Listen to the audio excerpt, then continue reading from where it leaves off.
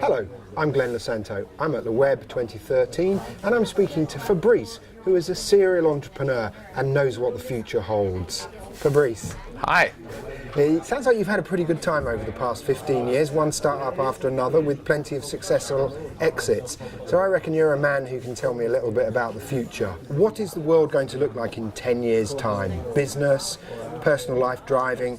How are all these things going to change it? I mean, I've seen a lot of change in the past 5 years, so I'm expecting a lot more in the next 5 to 10.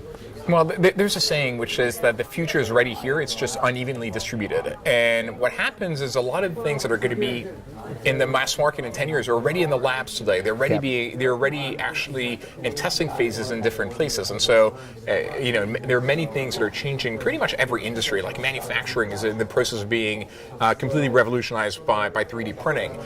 Transportation is going to be revolutionized by self-driving cars. And if you go in the streets today and you ask people, do you think we'll be 20 or 30% of the trips will be driven by self-driving cars in 10 years? They're like, are you insane?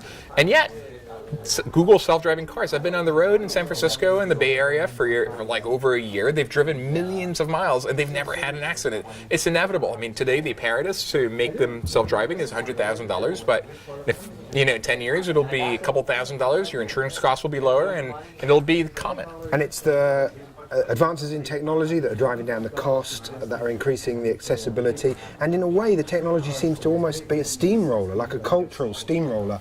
I remember the days when you did telephone conversations in a private place, and to be seen walking down the street holding a telephone conversation with your loved one or a business deal or something was just culturally just unknown. It wouldn't happen. But technology has smashed that aside. So is the same thing going to happen now? It's happening everywhere. I mean, we're going to have, but the good news is technology is there to serve us. And so there's a lot of trends like the Internet of Things. We're going to have an intelligent thermostat and it's going to know what temperature we like and it's going to save us on our heating bills at the same time.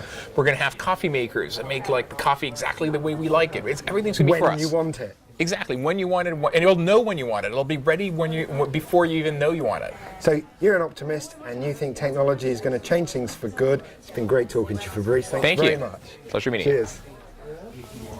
Where have they gone? Hi.